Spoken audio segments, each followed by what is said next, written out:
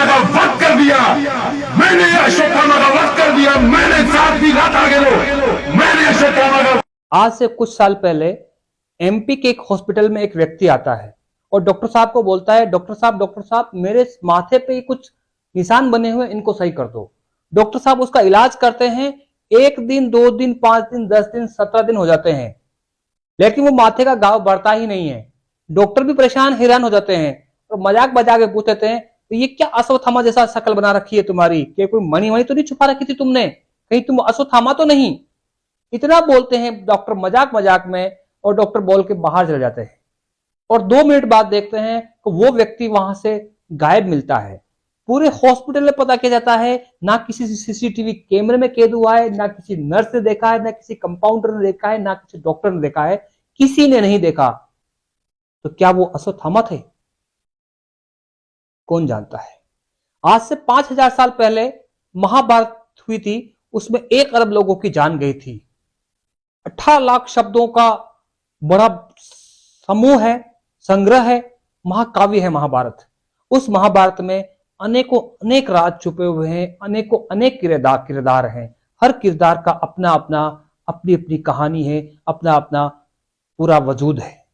आज हम कुछ ऐसे ही 5 फैक्ट्स के बारे में बात करेंगे जो शायद आप लोगों की पहुंच से अभी तक नहीं आए होंगे, या आए होंगे तो भी पता नहीं कहां से घुर के आए होंगे। तो आज हम आपके सामने 5 फैक्ट्स रखने की कोशिश करते हैं। अश्वत्थामा जो कि गुरु द्रोणाचार्य का बेटा था, और भगवान शंकर का परम भक्त था। भगवान शिव की इतनी भक्ति की, भगवान शंकर ने प्रसन्न होकर उसको अमरता का वरदान दे दिया कि कलयुग के अंत तक तुम जीवित रहोगे। ये लो मणि, इस जब तक माथे में मणि रहेगी तुम्हें कोई मार नहीं सकता। अश्वत्थामा जो कि बहुत बलशाली था। पांडवों और कौरवों का महाभारत का जो 18 दिन का युद्ध चलता है, उस 18 दिन के युद्ध में अश्वत्थामा कौरवों की तरफ से लड़ाई करता है, और वो एक दिन एक रात में 5 लोगों की हत्या कर देता है और बोलता है कि मैंने 5 पांडवों को मार दिया है। लेकिन वो एक्चुअल में पांडव नहीं होते हैं, बल्कि उनके बेटे होते हैं। 5 पांडवों के 5 पुत्र होते हैं, जिनको सोए हुए की हत्या कर देता है अश्वत्थामा। भगवान श्री कृष्ण इस बात से बहुत कुपित होते हैं और अश्वत्थामा को यहां से माथे से मणि छीन लेते हैं और बोलते हैं, भगवान शिव ने तुझे अमरता का वरदान दिया है, तू अमर तो रहेगा, लेकिन तेरे शरीर पर इतने रोग हो जाएंगे, घाव हो जाएंगे, मवाद हो जाएंगे, तू पीड़ा सहन करता रहेगा। तो अश्वत्थामा आज भी जीवित है और कलयुग के अंत की कामना करता है कि जल्दी ये कलयुग अंत हो और मेरा शरीर समाप्त हो। तो अश्वत्थामा का आज भी वजूद है। दूसरी बात करते हैं, दूसरा फैक्ट्स जो महाभारत का है, पांडवों के 5 पुत्र थे। उनमें से एक पुत्र ऐसे थे जिनको की दिव्य दृष्टि थी, मतलब वो भविष्य वक्ता थे, भविष्य में क्या होगा वो देख सकते थे। वो बहुत ईमानदार थे। उनका नाम था सहदेव। सहदेव को वो शक्ति कहां से मिली, इसके पीछे बहुत रोचक जानकारी है। जब राजा पांडु की मृत्यु निकट थी, तो राजा पांडु ने अपने 5 पुत्रों को बुलाया और बोला कि मुझमें दिव्य दृष्टि है, मुझे बहुत सारी शक्तियां हैं और मेरे को बहुत सारा ज्ञान है। अगर मेरी मृत्यु के बाद में मेरी लाश के शरीर के टुकड़े करके आप लोग 5 पांडव खा लोगे, तो आप भी वो सारी दिव्य दृष्टियां आ जाएगी, वो ईमानदारी के गुण आ जाएंगे और सारी तमाम शक्तियां आप में आ जाएगी।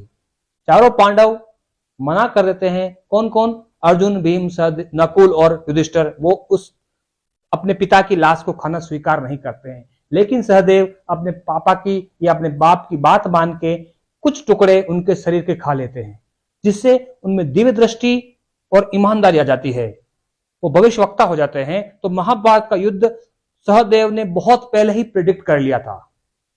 तीसरे नंबर की फैक्ट्स की बात करते हैं। एक ऐसा योद्धा जो कि मात्र 1 मिनट में और अपने 3 तीरों से पूरी महाभारत को समाप्त कर सकता था। जहां पे बड़े बड़े योद्धा बात करते हैं कि द्रोण जो थे, गुरु द्रोण, वो 26 दिन में समाप्त करते, कर्ण 24 दिन में समाप्त करते, भीष्म पितामह उसको 27 दिन में महाभारत को समाप्त करते। लेकिन एक योद्धा ऐसा भी था जो कि मात्र 1 मिनट में अपने 3 तीरों से पूरी महाभारत को समाप्त कर सकता था, 1 अरब लोगों की जान ले सकता था या उससे भी ज्यादा। वो योद्धा था घटोत्कच का बेटा, भीम का पोता, भगवान श्री शंकर का परम भक्त बर्बरिक, जिन्हें बाबा श्याम के नाम से भी जानते हैं। क्यों कहते हैं उनको हारे का सहारा? हारे का सहारा कहने का कारण यह है कि जब बर्बरिक छोटे थे तो अपनी मां को बड़ा मानते थे, अपनी मां को ही अपना प्रथम गुरु मानते थे। उनकी मां ने उनको एक शिक्षा दी थी, एक बात दी थी, एक ज्ञान दिया था कि जहां भी तुम्हें रहना है, जो हारने वाला व्यक्ति होता है उसकी तरफ से आप लड़ोगे, उसकी तरफ आप खड़े रहोगे, तभी आप श्याम बाबा को हारे का सहारा बोला जाता है।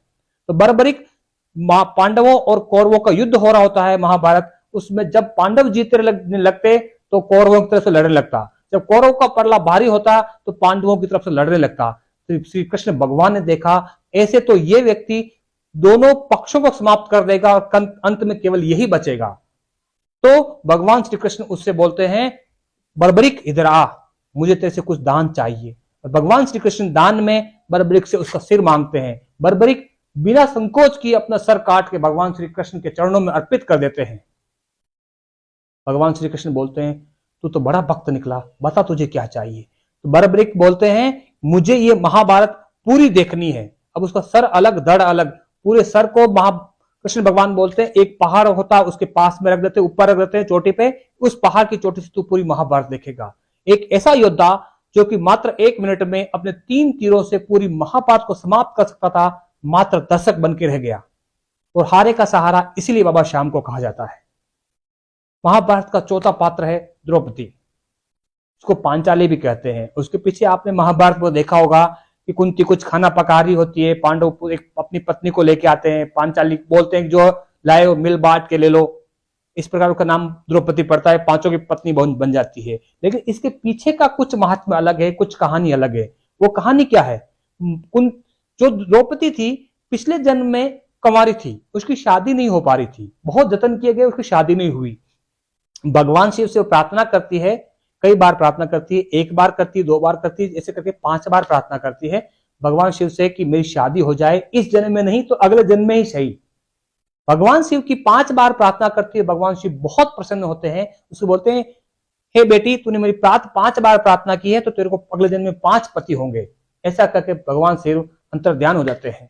जब नारद जी को यह बात पता चलती है तो नारद जी बड़ा क्रोधित होते हैं और द्रौपदी को बोलते हैं, तेरे 5 पति तो होंगे लेकिन तू किसी एक के साथ ही संभोग कर पाएगी, एक के साथ ही कोई तू उसके साथ शारीरिक संबंध बना पाएगी या इंटीमेट हो पाएगी, इसे अंग्रेजी में बोलते हैं। अब द्रौपदी बड़ी विचित्र शंका उसमें पड़ जाती है दशा में, कब क्या करूं। पुनः भगवान शंकर भगवान की पूजा करती है, भगवान शिव वापस प्रकट होते हैं और उसको एक अनोखा वरदान देते हैं कि हे द्रौपदी, जब जब तू किसी अपने एक पति के साथ संभोग करेगी तो तेरा जो कौमार्य है या तेरी वर्जिनिटी है वो बनी रहेगी। संभोग के यथार्थ सेक्स के बाद भी तेरी वर्जिनिटी बनी रहेगी, तेरे कुछ भी उसमें कमी नहीं आएगी। इस प्रकार तू अपने दूसरे पति से भी संभोग कर पाएगी या सेक्स कर पाएगी या इंटीमेट हो पाएगी।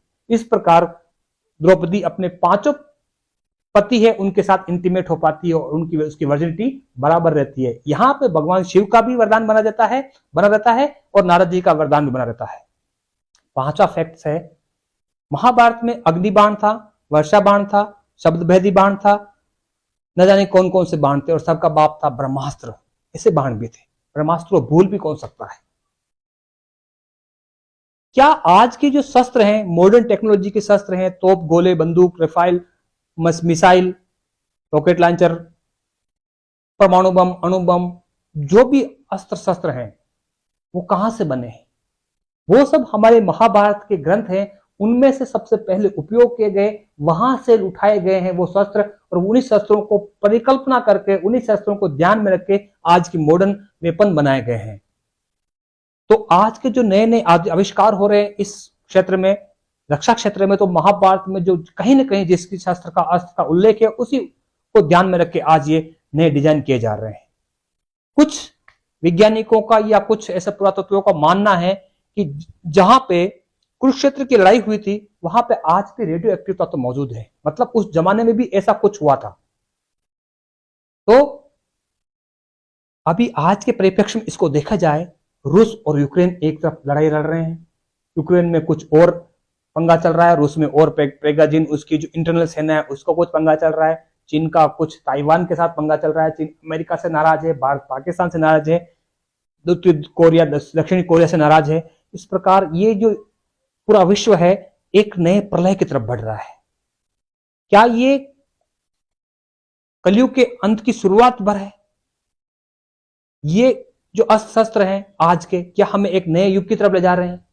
आप क्या सोचते हैं? आपका क्या कहना है महाभारत के बारे में? इन शस्त्रों से क्या नए शस्त्र बन सकते हैं? क्या महाभारत में ऐसा भी कोई शस्त्र अस्त्र था जो इन सभी की काट था, जो हम सब लोगों को शायद पता ही ना हो? आप क्या सोचते हैं? आप कमेंट करके जरूर बताएं। वीडियो कैसा लगा जरूर से बताएं। मिलते हैं किसी अगले वीडियो में, तब तक के लिए जय हिंद, जय श्री राम, वंदे मातरम, जय भारत।